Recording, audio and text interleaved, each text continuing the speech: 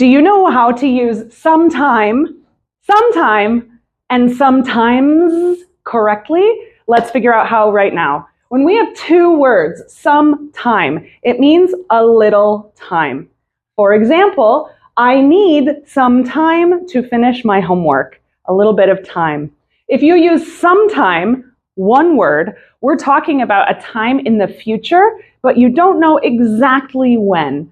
For example, you will travel sometime in August. Do you have a ticket? Not yet. We don't know exactly, but you are planning. The last one, when we say sometimes, very important to use that. It means an adverb of frequency, between never and always, maybe 50% of the time. For example, he rides his bike to work sometimes. Follow Connect English for so much more. We post a ton of content. We're happy for you to keep learning with us.